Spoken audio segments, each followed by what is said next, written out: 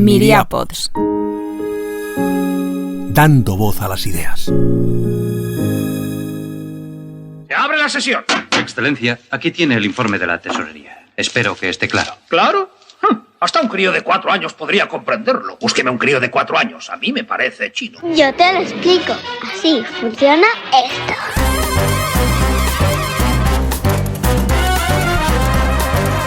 Ana Comellas, se me ha caído un mito a mí estos días. ¿Ah, sí? ¿Qué mito?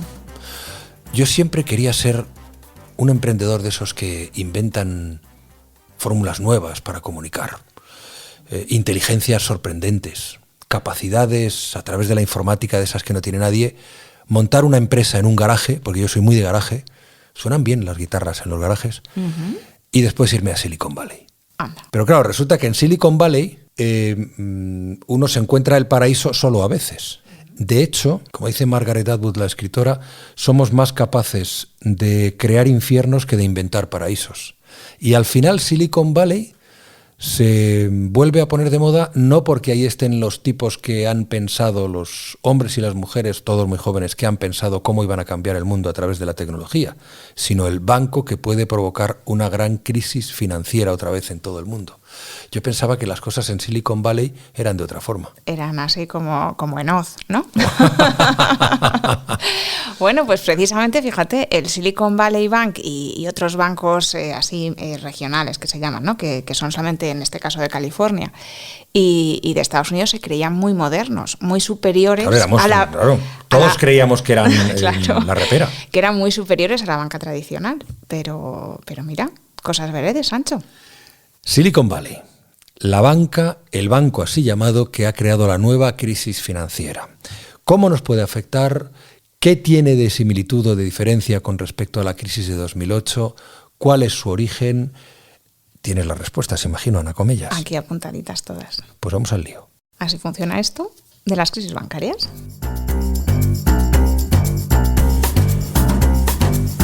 Bueno, Ana Comellas, lo hemos contado en algún podcast anterior, cómo funciona la banca, pero vamos a recordarlo para saber de dónde salimos y para entender mejor todo esto que ha pasado. El negocio bancario básicamente es como cualquier empresa, pero con alguna variación sustancial. Sí, un poco, pero al revés, ¿vale?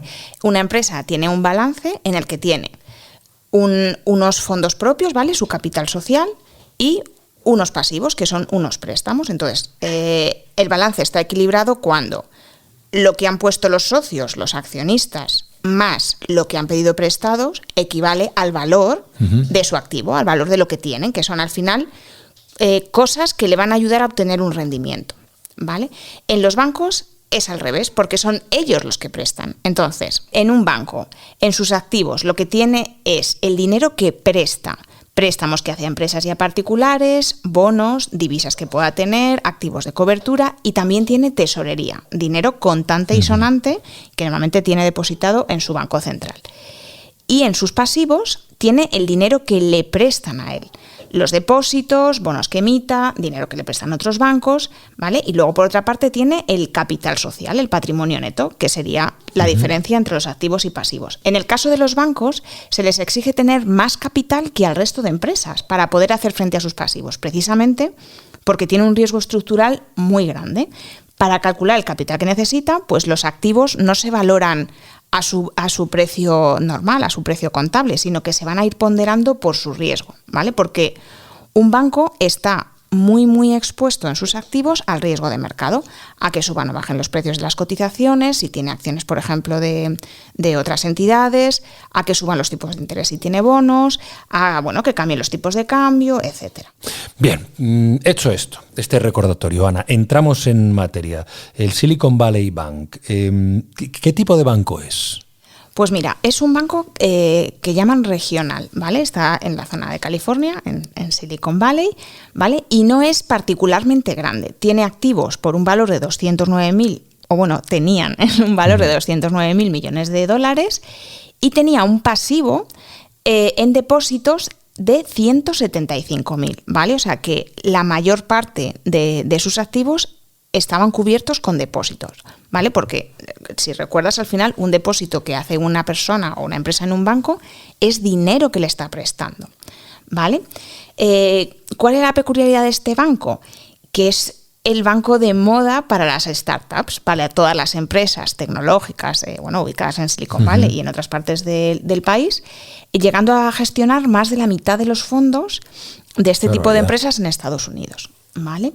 La Fed, la Reserva Federal, tiene el equivalente a nuestro fondo de garantía de depósitos, que se llama FED. La Fed es como el Banco Central de los Estados Unidos. Eso es. Este fondo de garantía cubre hasta $250.000 por depósito, ¿vale? Que es mucho más de lo que cubre nuestro fondo de garantía en España, que son 100.000 euros. Pero el 97%, o sea, prácticamente la totalidad de los depósitos que tenía el Silicon Valley Bank superaban esta cantidad, porque los titulares no eran particulares, sino eran empresas, alguna de ellas muy potentes.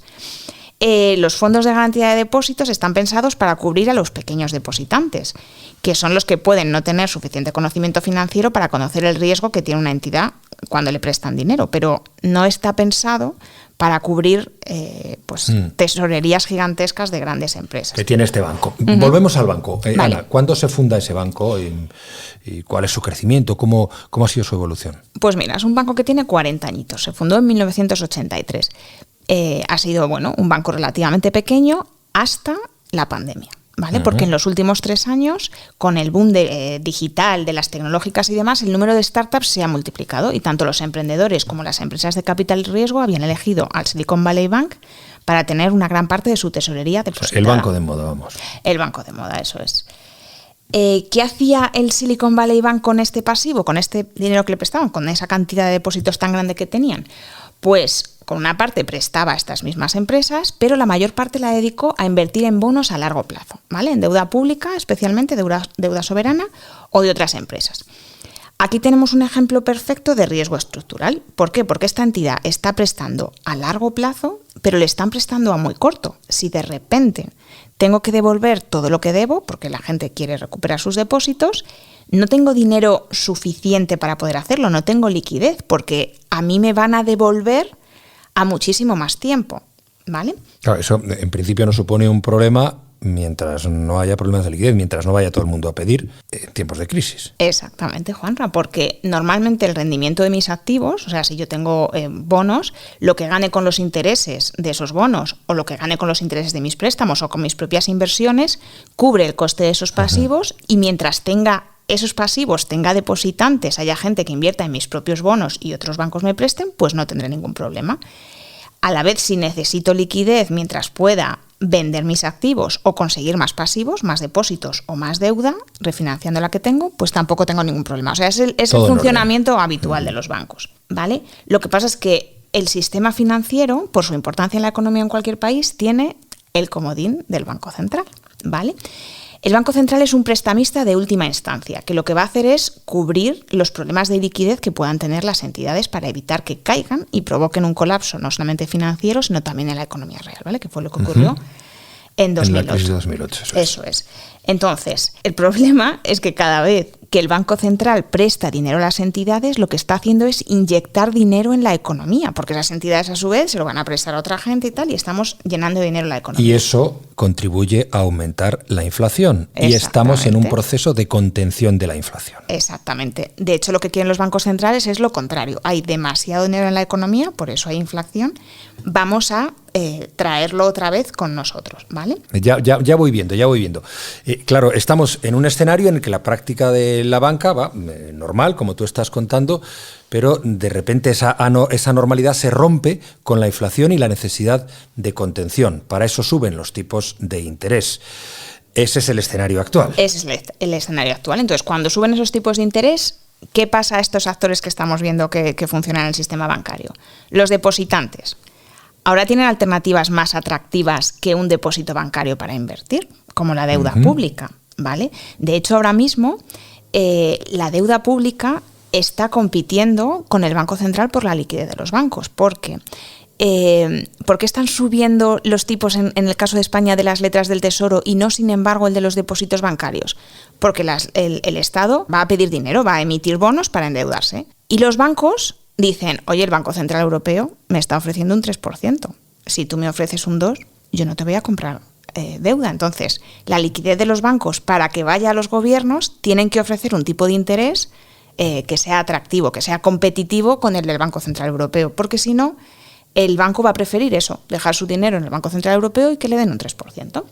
¿Vale? Entonces, bueno, igual que esto le pasa a los bancos, pues les pasa a los depositantes, ¿vale? Ahora resulta que tenemos otros instrumentos que nos dan una rentabilidad, que no nos está dando un depósito. Los inversores en general van a tener otras alternativas, como hemos visto, y además en un entorno de incertidumbre como en el que nos movemos, con subidas de tipos, esos inversores que también se endeudan para invertir en muchas ocasiones, para ellos es más caro conseguir ese dinero, con lo cual van a pedir también más rentabilidad al que prestan y más liquidez, que sea fácil y recuperar el dinero si es necesario. Entonces, en este entorno, una startup tiene más difícil que inviertan en ella, porque tiene mucha más incertidumbre, pues por ejemplo, que la deuda pública. Así que tienen también más difícil acceder a la financiación bancaria. Eso es importante, es decir, que las startups pueden tener problemas por todo esto que tú estás contando. Y me parece que vamos a dejar apartado eso porque creo que es uno de los elementos esenciales de toda esta crisis. Vale, luego tenemos otro elemento, que es que con la subida de los tipos de interés, los bonos a largo plazo valen menos. Primero, la razón más que se viene más inmediatamente a la cabeza. La remuneración que a mí me da un bono que yo he comprado hace un año es más baja que la que me da ahora mismo, pues vuelvo otra vez a la deuda pública o me da igual, o a un bono que se emita ahora que evidentemente tiene que competir también con esos tipos del Banco Central. Con lo cual yo voy a tener incentivos voy a vender mis bonos antiguos y con ese dinero me voy a comprar bonos nuevos, porque en vez de darme el 1%, me van a dar el 3%. ¿Vale? Y segundo, porque para calcular lo que se llama el valor actual de una inversión, cogemos lo que vamos a recibir cada año por esa inversión, ¿vale? Que vamos a recibir unos intereses y al final de la vida del bono un capital, ¿vale? El que hemos prestado. Imagínate, 1.000, todos los años yo voy recibiendo 1.000 y dentro de 20 años voy a recibir 100.000, que es lo que he prestado, ¿vale? Pero eso es nominal, eso es lo que me van a dar, efectivamente, lo que voy a haber ingresado en mi cuenta corriente. Pero ¿cuánto vale eso hoy? ¿Vale? Para ver cuánto vale eso, voy a comparar esa inversión con una inversión a los tipos de interés que está dando el Banco Central, ¿vale? Cuanto más largo sea el plazo, cuanto más tarde reciba el importe, menos van a valer esos 1.000 euros dentro de N años, ¿vale? Por ejemplo, al 5%, que es la tasa a la que ha dejado ahora el Banco Central de Estados Unidos sus tipos. 1.000 euros el año que viene van a equivaler a 952 hoy, ¿vale? Dentro de 5 años equivaldrían a 784, 614 dentro de 10 años y 377 dentro de 20. Los 100.000 de nominal que voy a recibir a vencimiento, si vence a 10 años, sería el equivalente a 61.400 euros hoy y a 37.700 dentro de 20 años, ¿vale? ¿Esto qué significa? Que cuando yo voy a vender mi bono, esto también lo saben los inversores, con lo cual, si yo necesito en un entorno de tipos de interés creciente vender mis bonos, resulta que en vez de darme pues 100.000, me van a dar 37.000, ¿vale? No tendría ningún problema si yo no necesito vender el bono, porque eso es como si yo tengo un inmueble, por ejemplo, que cae de valor. Si yo no tengo que vender mi casa, valga más o valga menos, a mí me da igual. Yo tengo una pérdida latente que se llama, pero no tengo que realizarla. Mientras no la venda, pues ahí está, y si luego sube, pues sube. Con todo esto llegamos a la siguiente conclusión. Eso es. El banco, el Silicon Valley Bank, se encuentra con que tiene menos depósitos porque las empresas invierten menos en startups porque, bueno, pues hay dificultades. Las startups, como no reciben dinero, sacan sus depósitos del banco para hacer frente a sus pagos. Y para poder hacer frente al pago de esos depósitos, ¿qué es lo que hace claro, que es como el dinero que les debe, es el pasivo que eso veíamos antes, el Silicon Valley, ¿qué es lo que hace? Pues entrar en una rueda que nos lleva a la crisis. Eso es, porque el banco tiene que perder parte de sus activos, esos bonos que tenía en esa cartera.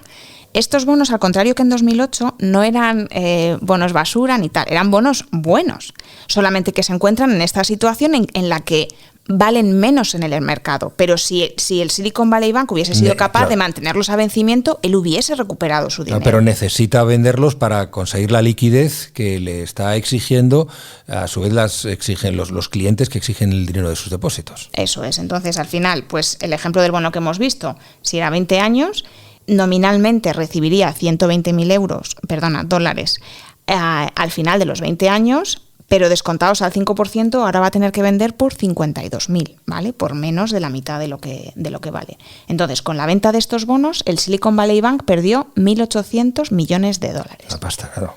Eso es. En una situación normal podría haber cubierto estas pérdidas refinanciándose, ¿vale?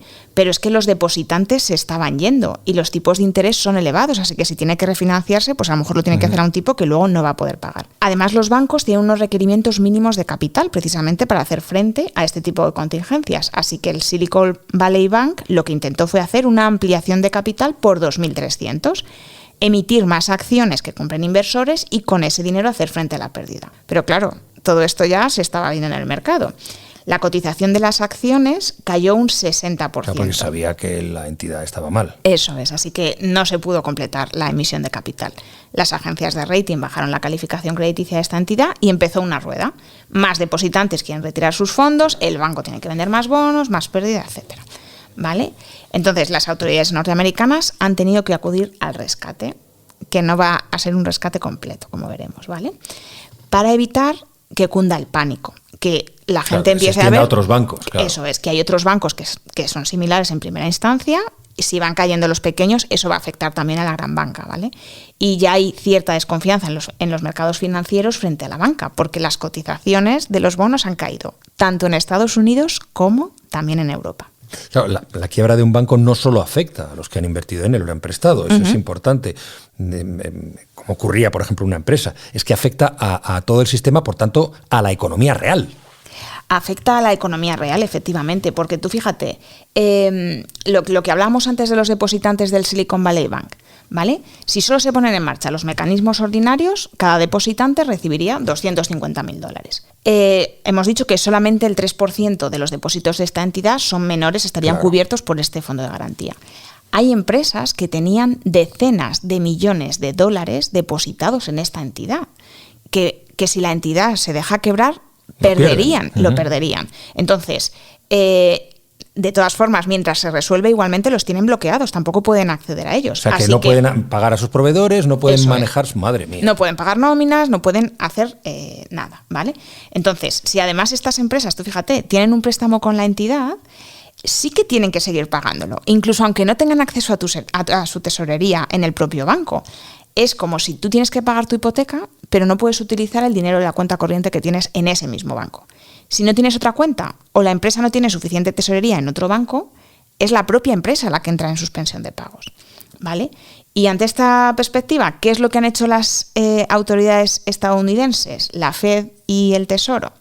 Vamos a distinguir un poco porque tienen papeles diferentes, los bancos centrales y los gobiernos. En el caso de la Unión Europea se ve claramente la diferencia, porque tenemos por una parte el Banco Central Europeo, que es un único banco central, y luego tenemos 19 gobiernos de los Estados miembros que pertenecen al eurosistema, de la zona euro. Porque no todos los países de la Unión pertenecen al eurosistema, eso es. Eso es, de hecho, Suiza, que luego hablaremos también, tiene un banco nacional suizo, que no es el Banco Central Europeo.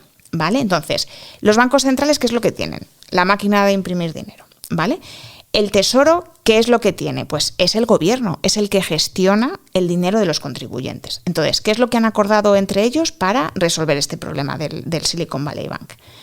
Se van a hacer cargo del 100% de los depósitos, es decir, van a cubrir el total del importe que tengan, con independencia de los... que dijo el presidente. Eso es, de los millonazos que sean. Y le van a dar además disponibilidad inmediata para que no tenga ningún problema con la cadena de pagos y no haya esos efectos que hablábamos en la economía real. No van a rescatar, sin embargo, a los accionistas y los bonistas de la entidad, que van a perder toda su inversión, ¿vale? Esto sí que tiene efectos en el mercado financiero, porque todo aquel que en su activo tuviese acciones o bonos del Silicon Valley Bank, de repente valen cero, va a tener pérdidas, ¿vale? Y va a tener un descuadro en su balance que tendrá que resolver. Luego vamos a hablar de los bonistas. El caso es que por el lado del pasivo, los acreedores del banco se protegen al 100%, los depositantes. Y en la otra parte del pasivo, los bonistas, al 0%. El capital se supone que ya tiene ese riesgo. Cuando tú inviertes en una cosa, sabes que puedes perderlo todo. Y, Ana, ¿cómo va el Tesoro a devolver todos los depósitos? Pues mira, ha prometido que no va a cargar nada sobre el contribuyente. Eso es, claro. Y lo que va a hacer es... Con esa premisa. Sí, subastar todos los activos, ¿vale? Los bonos y la deuda pública que le quedan, que son muchos, no ha vendido un porcentaje pequeño, que le quedan al Silicon Valley Bank, ¿vale? son de buena calidad crediticia, no son subprime, no son nada, así que se espera obtener un buen precio y la liquidez suficiente. En el caso de que faltase para cubrir los depósitos, como no quiere cargar al contribuyente, no quiere que solo tengan que pagar los impuestos de todos, lo que va a hacerse es socializar las pérdidas entre el resto de entidades financieras de Estados Unidos. Que tendrán que participar por si algún día les toca, imagino. Bueno, tendrán que participar, pero es verdad que también añade pues una carga más al resto del sistema financiero en un entorno incierto. ¿Vale? Y en el camino han intervenido otro banco. Han intervenido el Signature Bank, que es muy similar al Silicon Valley Bank y que ya se ha visto contagiado por la caída del primero. Se van a aplicar las mismas normas de protección a depositantes, pero no a bonistas ni accionistas, que al Silicon Valley. Vale, hasta aquí lo que hace el Tesoro, lo hemos visto. ¿Y la Fed? La Fed, por su parte, va a crear un nuevo programa temporal de liquidez, el Bank Term Funding Program, para evitar que otras entidades tengan los mismos problemas que el Silicon Valley y el Signature Bank. ¿Qué es lo que va a hacer? Durante un año, para evitar que las entidades tengan que vender a pérdidas los bonos en el mercado, la Fed los va a admitir como colateral si los bancos necesitan dinero. Y los va a admitir por el 100% de su valor nominal, es decir, por los 100.000, no por los 52.000. No va a tener en cuenta su precio de mercado ni va a hacer recortes por riesgo, ¿vale? Esto nunca lo hacen los bancos centrales. Los bancos centrales siempre admiten colateral, pero hacen recortes, pues en provisión de que los valores puedan fluctuar y que si tiene que ejecutar ese colateral, vender para recuperar su dinero, pues esté cubierto, ¿vale?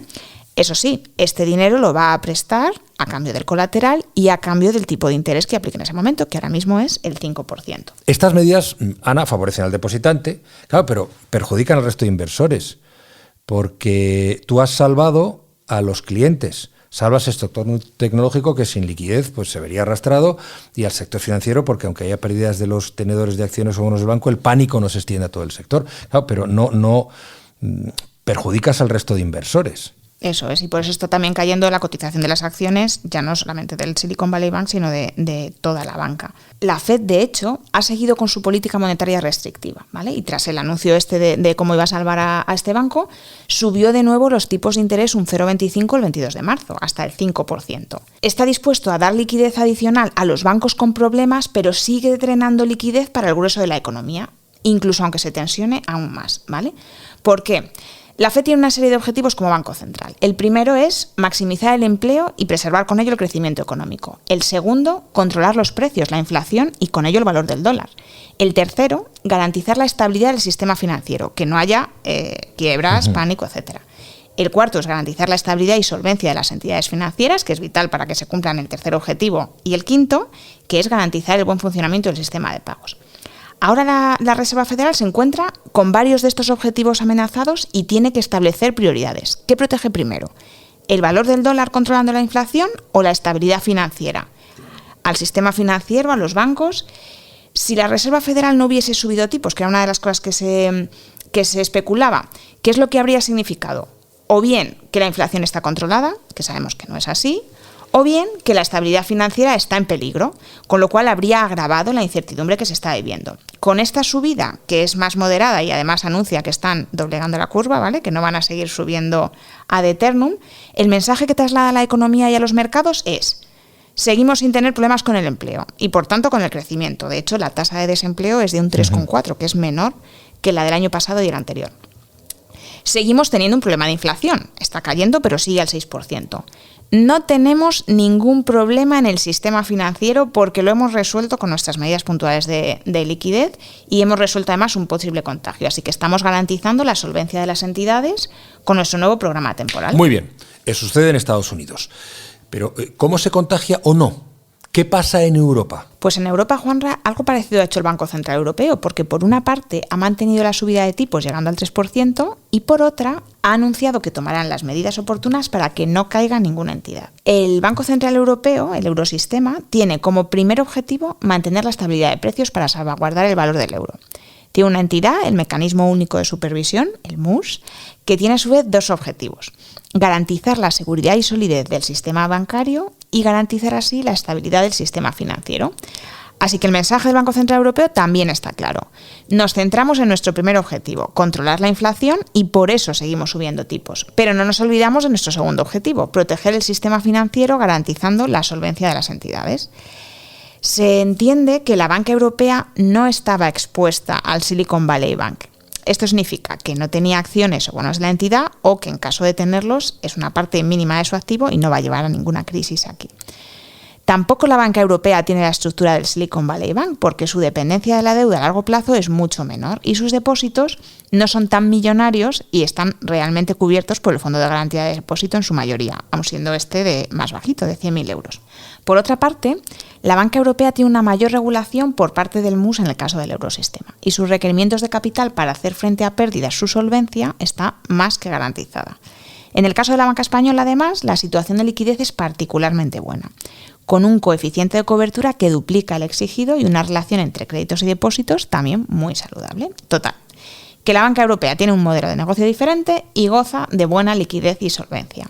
¿Cuál es el problema? Que estos mismos argumentos se esgrimieron con la caída de Lehman Brothers y la crisis financiera de 2018, que aquí no teníamos exposición a valores subprime, que la banca era sobradamente solvente, etc. Así que esos argumentos no han impedido que en las bolsas europeas las acciones de las entidades bancarias hayan caído en los últimos días tanto que en solo una semana han perdido 60.000 millones de euros en el valor de sus acciones. Eso es más del 60% de lo que habían ganado desde que ha empezado el año. La llegada de incertidumbre y desconfianza al viejo continente toca de lleno a una de sus bancas más populares y ha disparado también algunas medidas de urgencia. Bueno, pero aquí en Europa hemos tenido el caso de Credit Suisse. Cuéntame eso. Credit Suisse viene a confirmar que, por una parte, la situación europea no tiene nada que ver con la estadounidense y, por otra, que las crisis bancarias se propagan como el fuego. Credit Suisse también se enfrenta a una fuga de depositantes y accionistas, pero tiene una problemática distinta a la del Silicon Valley Bank. Tiene cubierta la subida de tipos de interés sobre sus activos con otros instrumentos financieros y tiene suficientes reservas de liquidez, así que no necesita vender a pérdidas para hacer frente a esa salida de depositantes o a la caída del valor de sus acciones.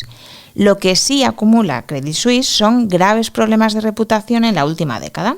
Algunos de esos problemas son financieros, por como sus inversiones, su exposición a empresas de riesgo que colapsaron en los últimos años, con sus consiguientes pérdidas, y otros no son tan financieros y están relacionados con escándalos de su directiva que se ha ido renovando. La falta de credibilidad es lo que más penaliza a una entidad, entre otras cosas porque precisamente, por lo que te contaba antes de la ponderación de activos por riesgo, al resto de bancos no le interesa tener acciones o bonos de una entidad que le va a exigir tener más capital para cubrir ese riesgo, y además a la que el Banco Central Europeo va a recortar mucho su valor si quiere ofrecerlo como colateral. Por eso, en principio, la banca española no está muy expuesta a Credit Suisse, porque ha ido deshaciendo sus posiciones para evitar tener ese riesgo en su balance. Tras 2 años de pérdidas y a pesar de haber hecho frente a las fugas de accionistas y depositantes, el coste financiero de Credit Suisse empezaba a ser insostenible, porque estaba ofreciendo depósitos al 7% a un año.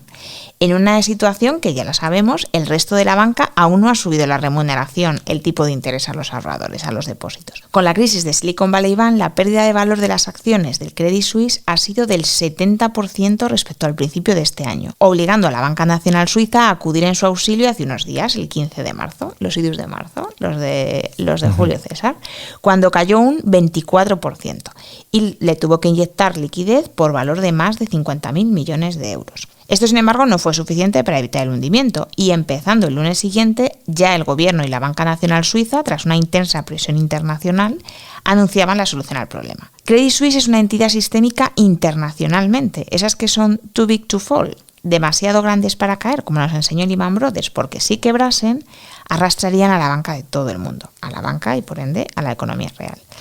Y la solución propuesta es una colaboración público-privada. La parte privada la pone UBS, que va a ser la que va a comprar a Credit Suisse. Los dos bancos suizos son viejos rivales, y si bien UBS gana a Credit Suisse, desde luego en capitalización, solvencia y beneficios, Credit Suisse está más extendido internacionalmente.